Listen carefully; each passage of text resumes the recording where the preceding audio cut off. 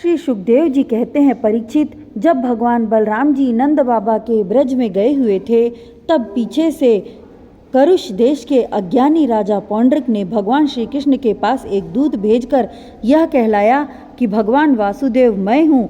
मूर्ख लोग उसे बहकाया करते थे कि आप ही भगवान वासुदेव हैं और जगत की रक्षा के लिए पृथ्वी पर अवतीर्ण हुए हैं। इसका फल यह हुआ कि वह मूर्ख अपने को ही भगवान मान बैठा। जैसे बच्चे आपस में खेलते समय किसी बालक को ही राजा मान लेते हैं और वह राजा की तरह उनके साथ व्यवहार करने लगता है, वैसे ही मंदमती अज्ञानी पौंड्रिक ने अचिंत्य गति भगवान श्री कृष्ण की लीला और रहस्य न जानकर द्वारिका में उनके पास दूत भेज दिया। पौंड्रिक का दूत द्वारका आया और राजसभा में बैठे हुए कमल नयन भगवान श्री कृष्ण को उसने अपने राजा का यह संदेश कह सुनाया, एकमात्र मैं ही वासुदेव हूँ, दूसरा कोई नहीं है। प्राणियों पर कृपा करने के लिए मैंने ही अवतार ग्रहण किया है। तुमने झूठ मूठ अपना नाम वासुदेव रख लिया है, अब उसे छोड़ दो। यदुवंशी, तुमने मूर्खतावश मेरे चिन्ह धारण कर रखे हैं, उन्हें छोड़कर मेरी शरण में आओ और यदि मेरी बात तुम्हें स्वीकार न हो तो मुझसे युद्ध करो। श्री सुखदेव जी कहते हैं, हे परीक्षित, मंदमती पौंड्रिक की यह बहक सुनकर उग्रसेन आदि सभासद जोर जोर से हंसने लगे। उन लोगों की हंसी समाप्त होने के बाद भगवान श्री कृष्ण ने दूत से कहा, तुम जाकर अपने राजा से कह देना कि रे मूढ़, मैं अपने चक्र आदि चिन्ह यों ही नहीं छोड़ूंगा। इन्हें मैं तुझ पर छोड़ूंगा और केवल तुझ पर ही नहीं, तेरे उन सब साथियों पर भी जिनके बहकाने से तू इस प्रकार बहक रहा है। उस समय मूर्ख, तू अपना मुंह छिपाकर औंधे मुंह गिरकर चील, गीध, बटेर आदि मांस भोजी पक्षियों से घिरकर सो जाएगा और तू मेरा शरणदाता नहीं, उन कुत्तों की शरण होगा जो तेरा मांस चीत चीत कर खा जाएंगे। परीक्षित, भगवान का यह तिरस्कार पूर्ण संवाद लेकर पौंड्रिक का दूत अपने स्वामी के पास गया और उसे कह सुनाया। इधर भगवान श्री कृष्ण भी रथ पर सवार होकर काशीपुर पर चढ़ाई कर दी, क्योंकि वह कुरुष का राजा उन दिनों वहीं अपने मित्र काशीराज के पास रहता था। भगवान श्री कृष्ण के आक्रमण का समाचार पाकर महारथी पौंड्रिक भी 2 अक्षौहिणी सेना के साथ शीघ्र नगर से बाहर निकल आया। काशी का राजा पौंड्रिक का मित्र था, अतः वह भी उसकी सहायता करने के लिए 3 अक्षौहिणी सेना के साथ उसके पीछे पीछे आया। परीक्षित, अब भगवान श्री कृष्ण ने पौंड्रिक को देखा। पौंड्रिक ने भी शंख, चक्र, गदा, तलवार, शार्ंग, धनुष और श्रीवत्स चिन्ह आदि धारण कर रखे थे।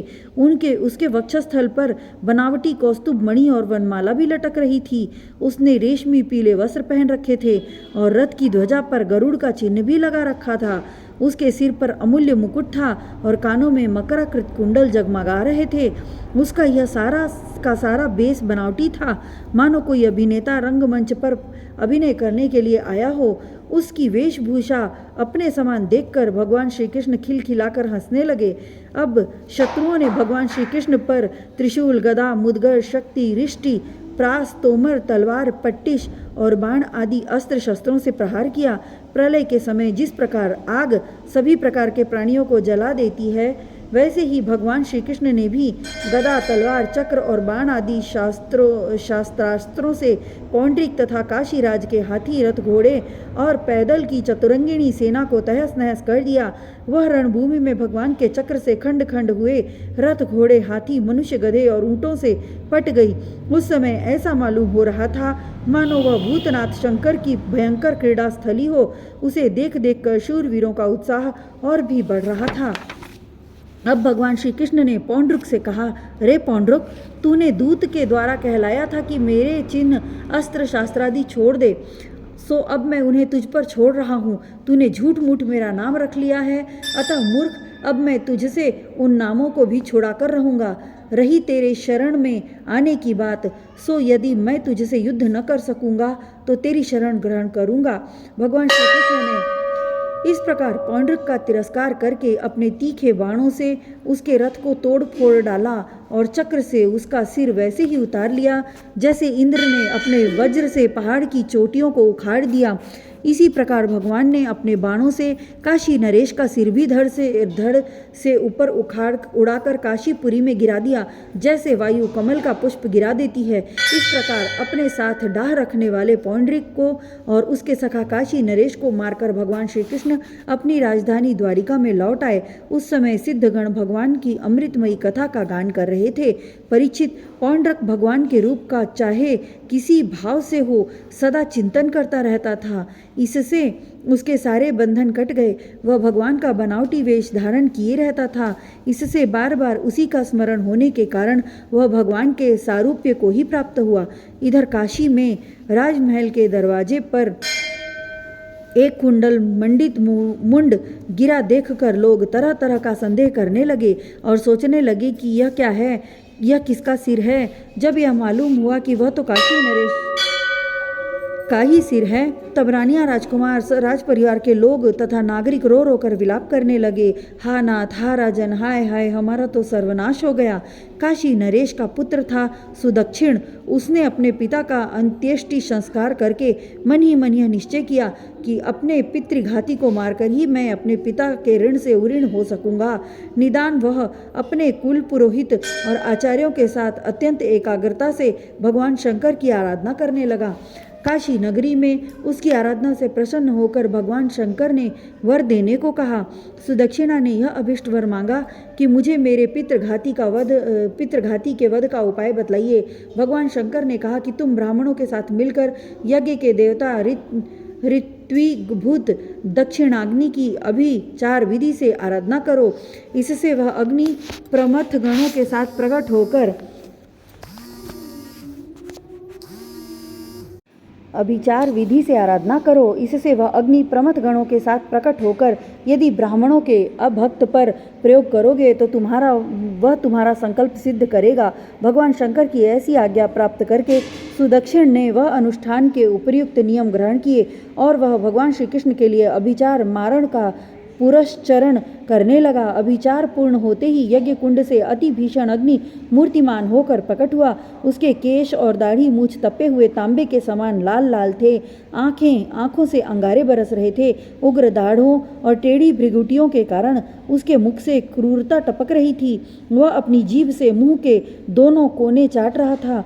शरीर नंग धड़ंग था, हाथ में त्रिशूल लिए हुए था, जिसे वह बार बार घुमाता जाता था और उसमें से अग्नि की लपटें निकल रही थीं। ताड़ के पेड़ के समान बड़ी बड़ी टांगें थीं। वह अपने वेग से धरती को कंपाता हुआ और ज्वालाओं से दशों दिशाओं को दग्ध करता हुआ द्वारिका की ओर दौड़ा और बात की बात में द्वारिका के पास जा पहुंचा। उसके साथ बहुत से भूत भी थे। उस अभिचार की आग को बिल्कुल पास आई हुई देख द्वारिकावासी वैसे ही डर गए जैसे जंगल में आग लगने पर हरिण डर जाते हैं। वे लोग भयभीत होकर भगवान के पास दौड़े हुए आए। भगवान उस समय सभा में चौसर खेल रहे थे। उन लोगों ने भगवान से प्रार्थना की, तीनों लोकों के एकमात्र स्वामी, द्वारिका नगरी इस आग से भस्म होना चाहती है। आप हमारी रक्षा कीजिए। आपके सिवा इसकी रक्षा और कोई नहीं कर सकता। शरणागत वत्सल, भगवान ने देखा कि हमारे स्वजन भयभीत हो गए हैं और पुकार कर विकलता भरे स्वर से हमारी प्रार्थना कर रहे हैं। तब उन्होंने हंसकर कहा, डरो मत, मैं तुम लोगों की रक्षा करूंगा। परीक्षित, भगवान सबके बाहर भीतर की जानने वाले हैं।